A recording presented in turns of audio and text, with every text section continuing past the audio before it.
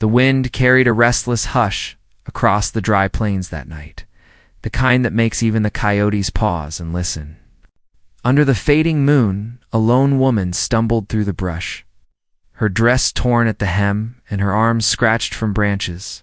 She kept glancing over her shoulder, not because of wild animals or the cold desert air, but because she feared the sound of his boots behind her. She had run before, but this time it felt different. This time she wasn't running to hide. She was running to live.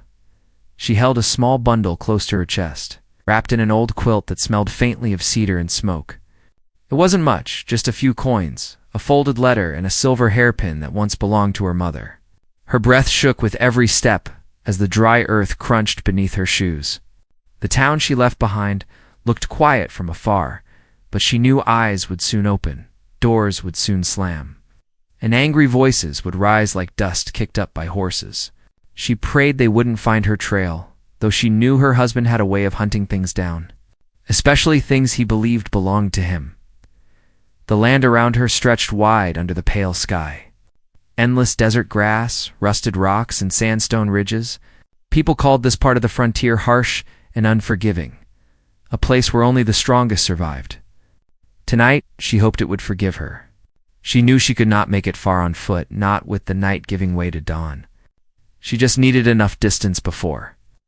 Someone noticed the empty bed and broken window. Her steps grew slower as the horizon brightened. The rising sun painted the distant cliffs with gold, and for a brief moment, she felt hope. She imagined a quiet life somewhere far from the town, working a small patch of land, hearing nothing but birds in the morning instead of shouts and fists on tables. She imagined waking up without fear. Even a lonely cabin in the hills felt safer than returning to him. As she walked, a faint rustling came from the rocks above. She froze, clutching the quilt tighter. The sound wasn't loud, just a shift of pebbles, careful and controlled. Someone was watching. She held her breath and tried to stay still, though her heartbeat felt loud enough to draw arrows. From behind a stone ridge, a tall figure stepped into the morning light, his presence calm but fierce. His dark hair was tied back with leather, and his face carried markings of a warrior. He wore traditional beads near his chest, and a bow rested across his shoulder, though he did not reach for it. His expression was unreadable, serious yet not hostile. She had heard stories of Apache warriors roaming this territory, stories filled with fear and judgment from townsfolk who never met them. Standing before him now, she didn't feel afraid in the way she expected. She felt seen, as though he could read the pain in her eyes without a single word spoken. He studied her torn dress and swollen wrist, noticing the bruises she tried to hide. She tried to speak, but her voice came out strained. She didn't know if he understood English or if he would care. Still, she whispered that she meant no harm and was only passing through. She lowered her gaze, ready to move aside and disappear into the brush. But he stepped forward, blocking the wind from cutting at her face. He pointed toward her arm, then toward a small stream running through the valley below. It took her a moment to understand he was offering help, not interrogation. She hesitated. She had spent years being told that men offered kindness only when they wanted something in return. But this moment felt different, free of demands or threats. She nodded lightly and followed his gesture, walking toward the water while he kept a respectful distance behind her. She knelt and splashed the cool water across her face, letting the dust wash away. When she looked up again, he had set dried sage leaves near a flat stone, as though he expected she might need them for the cuts on her feet. No words were exchanged, yet trust lingered between them. The silence around them shifted as another sound rose from the distance. Horses, more than one. Faster than before. The warrior's eyes sharpened, and he moved with sudden caution, lowering himself toward the rocks to listen. She knew instantly who it was. Her husband had woken and realized she escaped. He never let anything slip away without punishment. He had money, horses, and men willing to follow him. She felt her chest tighten, and her hands trembled as she held the quilt tighter. The warrior turned to her and spoke in a low voice, his tone firm as though he understood the danger without needing the full story. He motioned toward a narrow path winding deeper into the canyon, a place where riders would have difficulty tracking footprints. She shook her head at first, afraid of dragging him into trouble, afraid that helping her would bring him harm. But he stepped closer, his expression resolute. He had seen fear before, and he seemed unwilling to let fear guide her now. She finally whispered that the men coming would stop at nothing. They were armed, angry, full of hatred. Her husband was a man who believed every problem could be solved with a gun and a threat. She warned the warrior that he could be hurt or captured if they crossed paths. He looked out toward the sound of horses again, then back at her with calm determination. He placed a hand over his chest briefly, then pointed to her, making it clear that he understood the risk and chose it anyway. With the rising sun stretching shadows across the land, he guided her through the canyon, moving quickly and quietly. He stepped over stones without leaving marks, and she tried her best to mimic his steps, though her feet stumbled more than once. When they reached a narrow ledge, he held out his hand to steady her.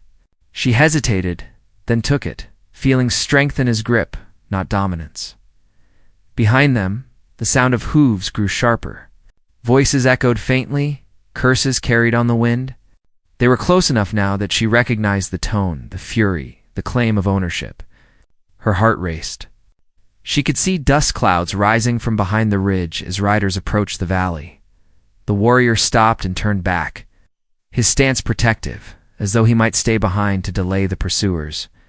She grasped his arm, pleading with him to keep going, to not sacrifice himself on her behalf. He did not answer, but the look in his eyes held a promise she never expected from a stranger on the frontier, a promise that she would not face this alone. Then the first rider appeared on the distant slope, scanning the land with narrowed eyes. The warrior slowly reached for his bow, while she pressed herself against the canyon wall, breath shaking. She could feel her past catching up to her and her future hanging by a thin thread. The horseman moved closer, and the warrior stepped forward, ready to confront whatever came next. Right then, she realized she wasn't just running from her husband anymore. She was running toward something new, something she couldn't yet understand. Guided by a man who owed her nothing yet chose to stand with her, just as the first rider spotted movement and shouted to the others. The warrior lifted his bow, and she felt the world hold still. Balanced on the edge of danger, everything was about to change. The rider who spotted them leaned forward in his saddle and tugged the reins hard, sending his horse down the slope with a shout. Dust swirled behind him as the other men followed, their voices echoing across the valley. She backed up instinctively, pressing herself into the canyon wall, fingers digging into the rock. The warrior lifted his bow, but he did not loose an arrow. He watched the riders with careful calculation, as though he knew one strike now would only draw more blood later. He motioned for her to stay low and slipped ahead along the narrow ledge, guiding her deeper into the canyon. The riders slowed at the valley floor, searching for fresh tracks. One dismounted and crouched near the water's edge, brushing his fingers across the earth. They were expert trackers, and her fleeing footsteps were plain in the soft sand. The warrior watched from the shadows, muscles tense. The men argued among themselves, some wanting to ride north, and some insisting she had gone toward the cliffs. She recognized the loudest voice, the one barking orders with a rage that carried even across the canyon wind. That voice had haunted her nights long before she ran. The warrior placed a hand on her shoulder, urging her forward. She followed him along the ledge, taking each step with caution so loose rocks wouldn't fall and give their position away. He kept glancing back until the riders turned toward a different trail, convinced she had run farther east. Relief washed over her for a moment, but the warrior did not relax. He knew men like that didn't give up easily. He led her farther into the winding canyon until the sounds faded into the distance. Once they reached a narrow hollow surrounded by tall rock walls, she leaned against a boulder, breathing hard. He stood with his arms crossed, eyes fixed at the entrance of the canyon, making sure no one followed. The silence wrapped around them again, but it felt heavy now, thick with unspoken questions. She thanked him in a shaking voice, unsure if he understood.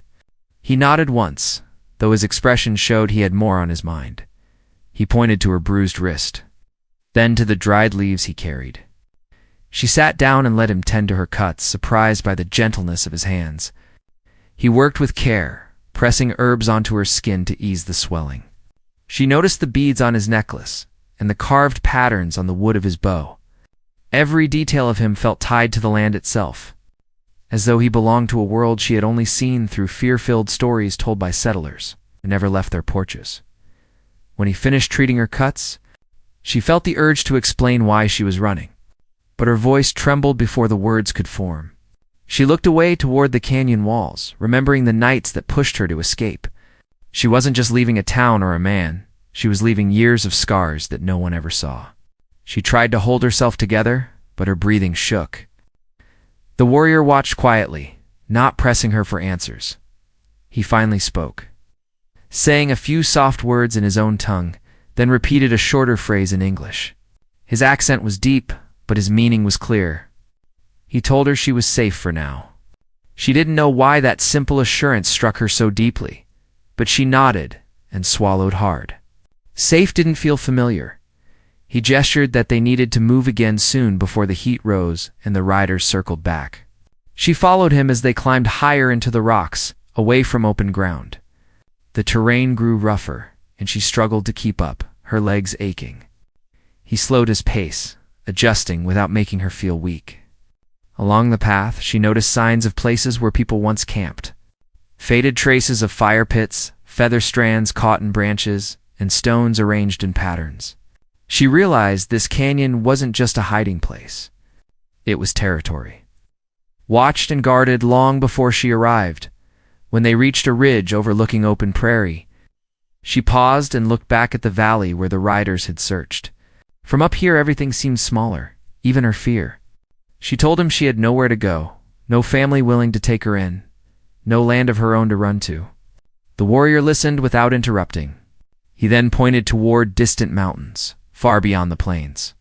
She couldn't tell if he meant that was where she should go, or where he intended to take her, or maybe where his people lived. The thought of entering territory unfamiliar to settlers made her heartbeat quicken. She had always been told going too far west meant stepping into danger. But danger was already behind her. They traveled until the sun was overhead, stopping near a cluster of cottonwoods by a small creek. She drank from the water with cupped hands, grateful for the coolness on her lips. The warrior gathered dried roots from the soil, offering them to her. She chewed them slowly, and though the taste was unfamiliar, it eased the hunger that curled in her stomach as they rested. The wind shifted, carrying faint smoke from somewhere far off. Not the thick smoke of gunfire or battle, but the gentle kind that rises from cooking fires. The warrior stiffened, listening. He knew who the smoke belonged to. She felt a sudden fear that she was leading trouble toward his people. Trouble rooted in a marriage no one asked for her opinion on. She told him she didn't want to bring conflict upon anyone. He looked at her with calm patience, then shook his head. He pointed toward his chest and then toward the trail they came from. Signaling that he had chosen the help of his own will, she wondered what kind of man stood between her and armed riders without expecting anything in return. She wondered what stories shaped him, what losses he carried, what laws he lived by. She wished she had the courage to ask. But words felt small compared to what he had already done. The wind picked up again, and birds scattered from the trees. The warrior rose to his feet, sensing movement in the distance. He scanned the horizon with narrowed eyes. She followed his gaze and noticed dark specks far off, too distant to identify but large enough to stir dust trails. It could have been wild horses or travelers passing through, but she recognized the pattern of movement. Riders hunting a trail. Her hands shook again, and she whispered that they were close. The warrior's jaw tightened, but he did not panic. He guided her into the shadowed trees, where roots twisted beneath the soil. They moved carefully, deeper into the cottonwoods, the leaves brushing against their shoulders. He stopped to study the tracks behind them, then swept a branch across the dirt, disguising their prints. His movements were skilled, as though he had done this many times before. She heard the distant whinny of a horse and ducked behind him. The warrior positioned himself in front of her, body still, eyes fixed on the direction of the sound. For a moment, neither of them breathed. The forest felt tense, like it was holding its own heartbeat. Then the distant noise faded again, leaving only rustling leaves and flowing water. But they both knew the riders would not stop. Not until someone was caught. The warrior motioned for her to keep moving. Farther into the trees, toward land untouched and unfamiliar. She followed him, her mind filled with questions she couldn't yet voice. She didn't know if she would survive the journey, if she would ever find peace, or if this warrior would stay by her side once danger passed. But she knew one thing. The life she once had was gone, shattered the moment she climbed through that broken window. Whatever came next would be shaped not by fear, but by each step she took alongside the man who chose to protect her when no one else dared, as they pushed deeper into the wilderness. The sound of breaking branches echoed far behind them. Closer this time, sharper and more deliberate. Someone was back on their trail. The sound of breaking branches snapped through the cottonwoods again, this time closer. No longer a distant warning, but a clear sign that someone was pushing through the brush in their direction. The warrior caught her arm and guided her down low, moving them both behind a fallen trunk draped in moss and dry leaves. She dropped to her knees beside him, pressing her back into the rough bark, her breath shallow. He raised 2 fingers to his lips, asking for silence, then leaned just enough to see between the trees. His eyes were sharp and steady, but she saw the tension in the line of his jaw. A man on horseback came into view, lone at first, weaving through the trees. She recognized the coat before she saw the face. Her husband wore that dark coat when he wanted to scare people, when he wanted to look more important than he was. The sight of it made her stomach turn. He scanned the area with hard eyes, his hand resting near the gun at his side. Behind him, 2 other riders moved at a slower pace, one looking tired, the other bored, as if this was just another hunt. She swallowed back a cry and dug her fingers into the earth. The warrior glanced at her, reading the terror on her face. He did not need her to say that the man in the coat was the danger she had run from. He shifted his body slightly, placing himself between her and the riders, as if his presence alone could shield her. She could feel the warmth of his shoulder close to her, a strange comfort in the middle of her panic. The horses trotted closer, the hooves muffled by the soft ground. And for a moment, she feared the animals would smell them or step right over their hiding place. Her husband pulled his horse to a stop not far from the creek. He slid out of the saddle and crouched near the water, examining prints in the mud. He cursed under his breath, then called to the men behind him, saying she could not have gone far, that she was weak and stubborn and bound to fail out here. His words cut into her, even at a distance. He had always spoken about her that way, as if she were property trying to escape from a shelf. One of the other men suggested they turn back to the town and wait, saying the land would finish what he started. Her husband rounded on him and grabbed his vest, snarling that no woman made a fool of him. The warrior beside her watched every move, studying the men not just as enemies, but as threats he needed to understand. She realized then that she was not the only one with a past shaped by men like this. The Apache warrior had probably seen this kind of anger spill over the land many times. At last the riders moved on, pushing farther east along the creek, still following the trail they thought was hers. When the sound of hooves softened again, the warrior rose slowly, scanning the trees. Only when he was sure the danger had passed for the moment did he extend a hand to her. She stood on unsteady legs, feeling like the earth underneath her feet might give way. He gestured that they needed to move in the opposite direction, deeper into land less known by settlers. She hesitated, glancing back the way they came, where the town lay hidden behind ridges and dust. That town had been her prison, but it was still the only world she knew as they walked. The trees thinned, giving way to rolling hills and scattered mesquite.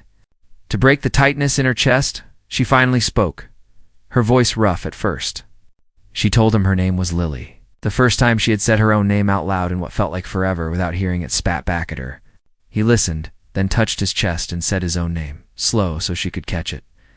It sounded like the low call of a bird over the plains. She repeated it quietly, and he nodded once, accepting with each step. The weight of the life she had left behind pressed heavier on her shoulders.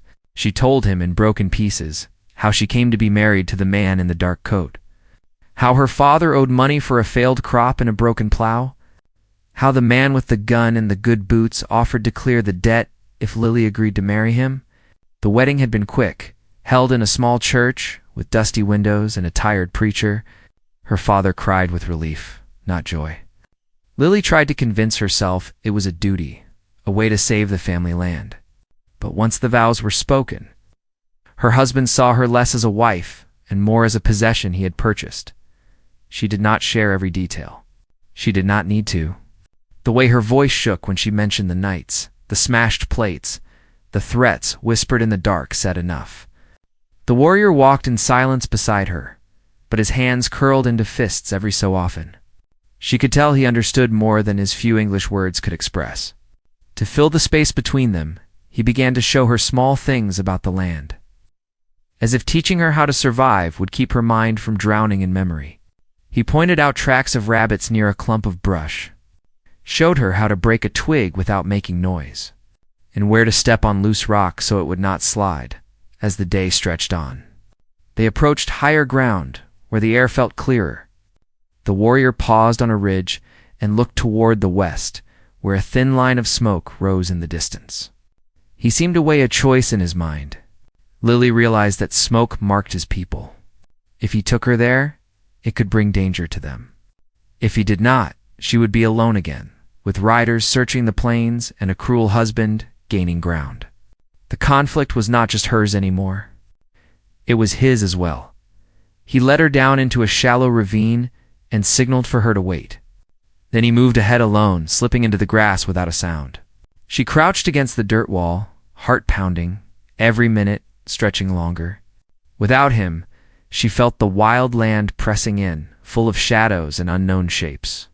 She wondered if he would come back, or if he would decide she was too much trouble to keep helping. Doubt climbed up her spine like cold fingers. While she waited, memories of the town crowded in. She thought of the general store, where the owner's wife used to slip her small kindnesses, a warm roll of bread, a soft cloth, a whispered question asking if she was all right. Lily always nodded and lied, too afraid to say otherwise. She thought of the sheriff, who knew her husband drank too much and shouted too loud but always said it was private business. She imagined what the townsfolk were saying now that she was gone. Some might call her ungrateful, leaving a man with money and land. Others might quietly cheer that someone had the courage to walk away. But none of them were out here risking their lives to protect her. Only the Apache warrior was at last. He returned, his face serious but not alarmed. He gestured for her to follow, and they moved together toward the distant smoke.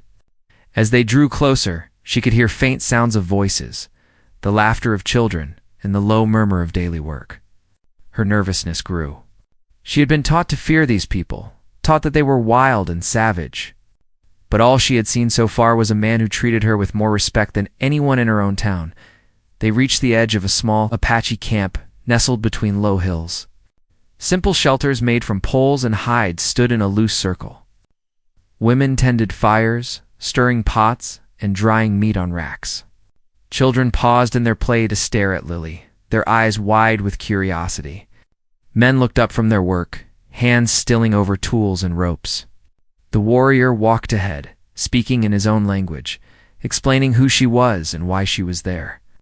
Their faces tightened as they listened. An older woman stepped forward, her hair streaked with silver, her gaze sharp but not unkind. She looked Lily over from head to toe, taking in the torn dress, the bruises, the dust in her hair. Lily felt exposed, afraid she would be turned away. After a long moment, the older woman nodded once, then gestured for Lily to come closer. She led her toward a shaded spot and offered her water in a clay bowl. The simple act nearly made Lily cry. Still, not everyone in the camp accepted her so quickly. A younger man with a hardened face spoke sharply to the warrior, his tone full of anger. Lily did not understand the words, but she understood the meaning. He saw her as trouble, a magnet for guns and soldiers. Another man joined him, nodding in agreement, pointing toward the open land as if to say she should be sent back where she came from. The warrior answered calmly, with firm gestures and an unbending stare. But the tension between them thickened. That night, the campfire cast long shadows across the ground. Lily sat near the older woman, who pressed a warm blanket over her shoulders. The warrior sat only a short distance away, sharpening an arrowhead. his eyes flicking often toward the edge of camp as if expecting riders to appear at any moment. The men who had argued earlier stood near another fire, speaking low but intense. She could feel the division running through the camp like a hidden crack in stone. As darkness deepened, distant thunder rumbled over the plains, though the sky showed only thin clouds. Lily felt caught between two worlds, no longer belonging to the town she fled and not yet accepted by the people who sheltered her. Somewhere out there, her husband was still riding, full of wounded pride and rage. Somewhere in this camp, choice was being made about whether she was worth risking their safety. When the fire burned low, the warrior rose and walked toward the edge of the camp, scanning the horizon again. Lily watched him, sensing the weight on his shoulders. He was not just protecting a stranger. He was standing against the fear of his own people, against the threat of those who would gladly blame the Apache if trouble came. Far off in the night, faint but real, a single gunshot cracked across the open land, carried by the wind like a warning. The camp fell silent at the sound. Children moved closer to their mothers. Men reached for bows and rifles, and every face turned to the darkness beyond the firelight. Lily clutched the blanket tighter around her, knowing that the conflict she had tried to escape was closing in from every side, and that before long, someone would have to choose whether to turn her away or stand their ground. When the riders finally found this hidden place, the gunshot echoed across the plains, like a cruel reminder that the past was inching closer. The campfire dimmed under the cold wind, and every person in the circle paused, listening. No one spoke, yet the tension settled so heavy that even the children sensed it. Lily drew closer to the older woman beside her, trying to steady her breath while her eyes searched the darkness beyond the firelight. She had known this peace wouldn't last, but she didn't expect danger to arrive so soon. The warrior stood at the edge of the camp, with his bow ready, his figure tall and motionless against the night. The glow from the flames lit the edges of his face, making his features sharp and determined. Several younger men joined him, weapons drawn, speaking quietly in their own language. Some looked uncertain, others restless, as though they couldn't decide if Lily was worth this risk. The warrior seemed to speak for her again, his voice firm, even when others argued back. The older woman placed a hand on Lily's arm, encouraging her to stay seated, her presence steady and protective. Another distant noise rolled across the land. Not a gunshot this time, but the faint thunder of hooves. The sound grew louder as the night deepened, slow at first, then sharper as riders moved closer to the hills. The men in the camp prepared to defend their ground. The warrior glanced toward Lily, his eyes holding a silent message, one she had grown to understand over the long day of travel. Stay behind. Stay quiet. Stay ready to move. Lily wanted to do anything but hide. She had spent too many years being quiet while someone else controlled her fate. Now, someone was fighting for her safety, and she hated that her fear made her feel like a burden. She clasped her hands together, wishing she could change something, wishing she had skills beyond running and enduring. But in this moment, the best she could offer was not to slow him down. The older woman guided Lily toward a shelter near the back of the camp, entrance low and shielded by woven hides. Lily hesitated, glancing back toward the group of men, especially toward the warrior who had guided her through the canyon. She whispered his name, soft and unsure, but he didn't turn. He simply raised one hand slightly, signaling that he heard her, that she was not forgotten, even in the face of danger. Inside the shelter, the air smelled of smoke and dried grass. There were baskets of herbs, blankets, and clay pots stacked neatly. Lily sat with her knees pulled to her chest, listening to the world outside shift into chaos. Shadows moved past the entrance as people rushed to organize defenses. She heard children being ushered to safety, heard warriors stringing bows, and heard the steady voice of the man who had fought to protect her. Even before knowing her name, the hooves finally stopped near the outer ridge of the hills, louder and clearer now. She could almost picture the riders dismounting, patrolling the darkness, rifles ready. Her husband's voice rose above the others, sharp and furious. He called out into the empty night, demanding she show herself, promising that this time she wouldn't escape. His tone sent a deep chill down her spine. The men with him laughed harshly, confident they had cornered her with no town sheriff, no neighbors, no laws to hold them back. The Apache warriors took defensive positions near the trees, blending with the shadows. The warrior remained near the path leading toward the ridge, bow in hand, body still as stone. One of the younger warriors, the same one who had argued earlier, whispered sharply to him, pointing toward Lily's shelter. He wanted her gone, wanted to force her away before her presence turned the camp into a battleground. The warrior shook his head slowly, refusing. Their argument rose and other men joined, voices heated and frustrated. They feared retaliation from settlers. They feared what this would bring upon their people. Lily watched from the shadows of the shelter, feeling blame burn her skin. She didn't want to divide them. She didn't want to cause another group of people pain. But if she went out alone, she knew exactly what fate waited for her. She closed her eyes, tears stinging. Unsure whether she deserved help she never received from her own community.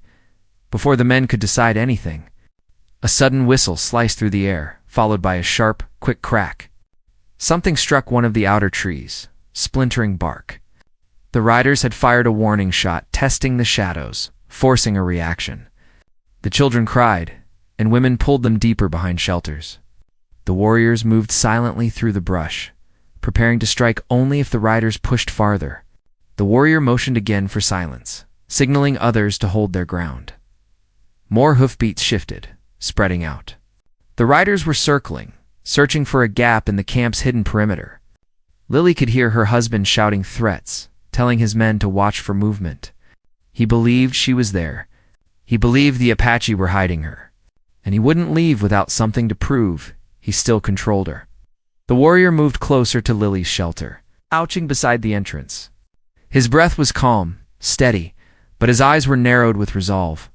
He placed a hand briefly against the ground, feeling for vibrations of movement, then lifted his bow again.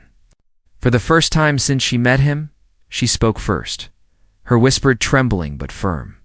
She told him she didn't want anyone harmed because of her. She told him she could leave quietly, slip away into the night. He shook his head and touched his chest again, then pointed to her. It wasn't just about protecting her anymore. It was about refusing to let a man like her husband believe he could hunt someone across the land without consequence. The warrior had battles of his own, battles she didn't yet understand. But he stood here now because he chose to. Thunder rolled somewhere far to the west, heavy clouds gathering, the wind shifting. Sand and dry leaves swept across the ground as the night grew colder. The coming storm added a cruel twist to their situation. If rain fell, the riders would follow footprints easily. If lightning cracked, fear and panic could push men on both sides into violence. Lily crawled to the entrance, watching the silhouettes beyond the trees. Torches flickered near the ridge, carried by riders moving deeper into Apache ground. The men in the camp whispered among themselves, torn between defending their land and fearing blame for a conflict they didn't start. Some argued to confront the riders head-on. Others urged retreat to avoid casualties. The warrior listened, but his gaze remained locked on the ridge. Suddenly, one of the riders stepped too close, nearly spotting a pair of young boys hiding in the shadows. The warrior shifted like he was about to act.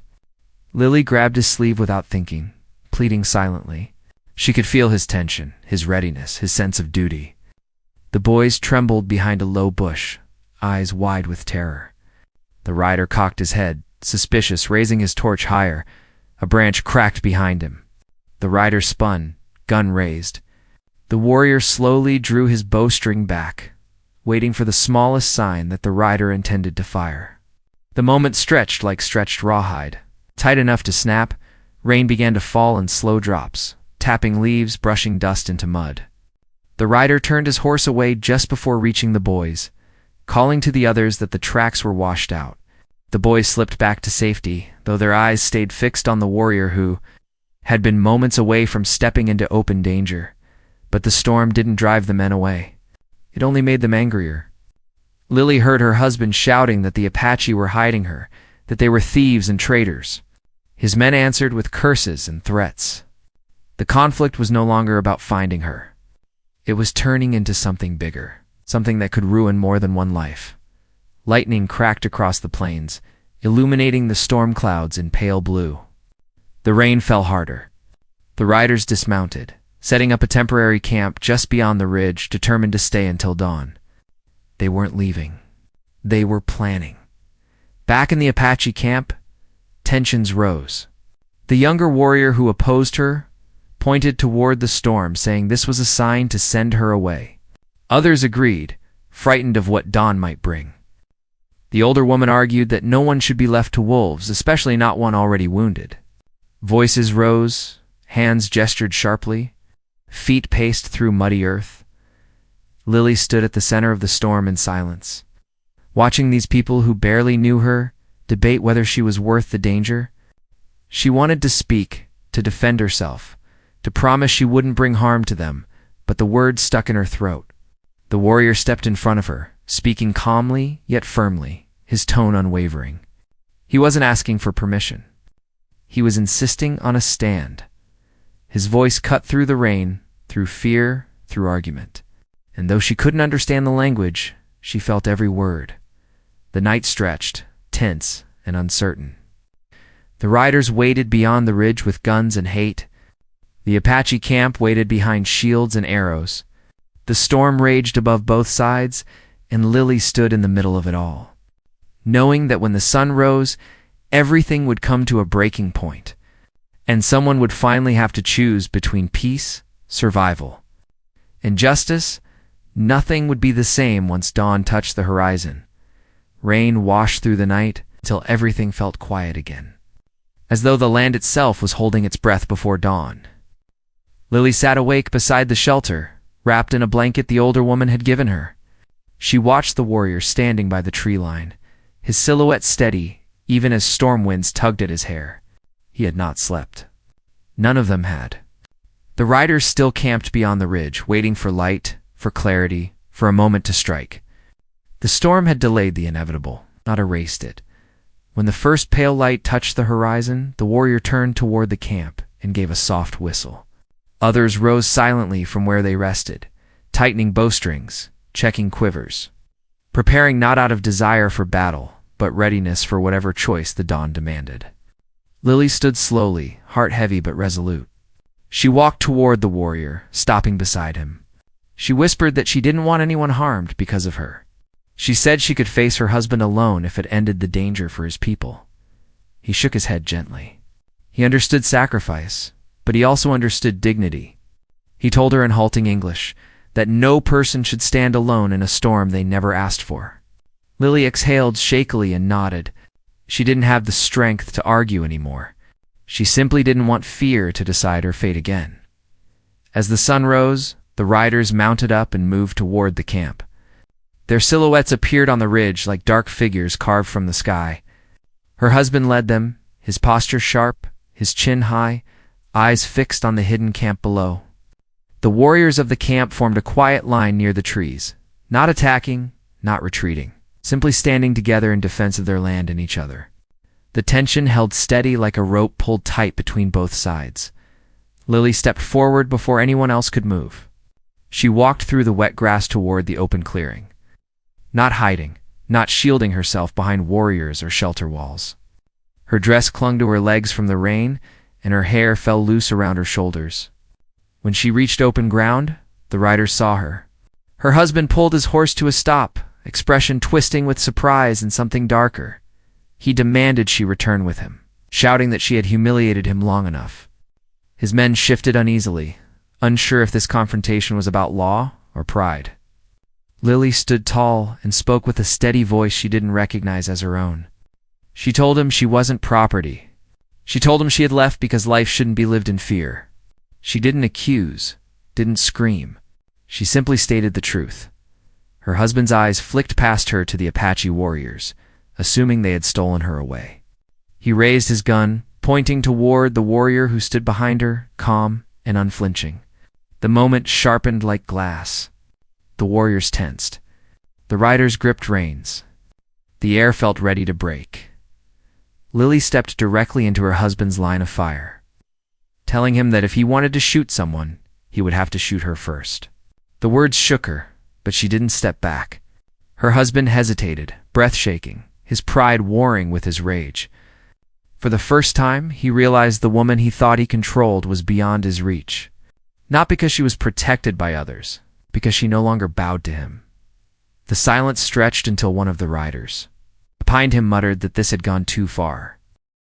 Another said they should go home, that no land or woman was worth dying for. Her husband's fury dimmed into something hollow.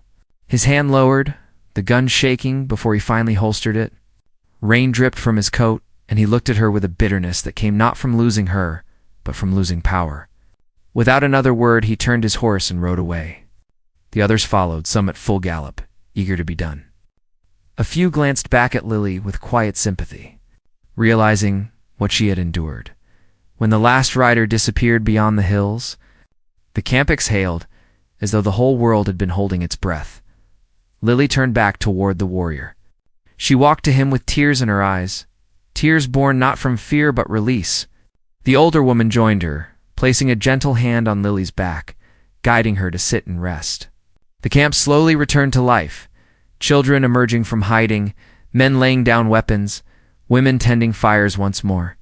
The younger warrior, who had argued against her, approached the warrior and spoke in a softer tone this time. His glare was gone. He nodded once, acknowledging that Lily had not brought destruction, but courage. Over the next days, Lily remained in the camp as a guest, not an intruder. She helped gather wood, learned to crush herbs for healing, and listened to stories by the fire. She learned words in their language, simple ones at first, shared with patience. The older woman treated her like a daughter she had never expected. The children followed her around, curious about the world she came from. And the warrior, though quiet, often walked beside her when she ventured to the river or sat beneath cottonwoods at dusk. They spoke in fragments of English and gestures, learning each other's thoughts slowly. She told him she had no land, no town to return to, no family waiting. He listened carefully, then told her that a life could still be built from the ashes of an old one, that the land was wide enough for new beginnings. She watched the wind move through the grass and realized she was no longer running. She had arrived somewhere she wanted to stay. One evening, as the sun dipped low and the sky glowed warm over the plains, the warrior approached her with a small gift. It was a piece of polished stone carved into the shape of a leaf, wrapped in thin leather. He placed it in her palm and closed her fingers around it. It wasn't a claim. It wasn't a demand. It was a gesture of welcome, of respect, of something slowly blooming between them. She thanked him, her voice soft but sure. She told him she wanted a life here, wanted to help contribute, wanted to earn her place rather than be sheltered. He nodded, understanding. For the first time in years, Lily felt like her future belonged to her. Seasons passed, and the plains turned greener with each rainfall. The camp remained peaceful, untouched by riders or threats. Word reached them that her former husband had left the territory entirely, chasing fortune elsewhere. It no longer mattered. His shadow no longer reached her. Lily learned to ride bareback, to weave baskets, to recognize constellations that guided travelers at night. She built a small shelter beside the cottonwoods, choosing to stay close to the camp while still carving a space that felt like her own. And the warrior often rested beside her fire, sharing quiet evenings. Not as her protector, but as someone who chose her company freely. Their bond grew naturally over time, shaped by patience rather than desperation. And though neither needed grand declarations, everyone in the camp saw the connection between them. It was built on courage, respect, the quiet healing that comes when someone stands beside you when the world turns dark. Lily's journey began with fear, but it did not end there. It grew into strength, community, and a love rooted not in ownership, but in choice. She finally understood that the frontier was not just a harsh land. It was a place where broken lives could be rebuilt, where people from different worlds could stand together, where hope could rise like dawn after a storm. She stood one morning on the ridge where everything had begun, the leaf token hanging from her neck, the warrior beside her. The wind swept across the plains, and she closed her eyes, feeling peace settle in her chest. She had escaped, survived, and found a life that belonged to her. Not through force, not through fear, but through courage and kindness. Her past no longer chased her. Her future finally waited with open hands.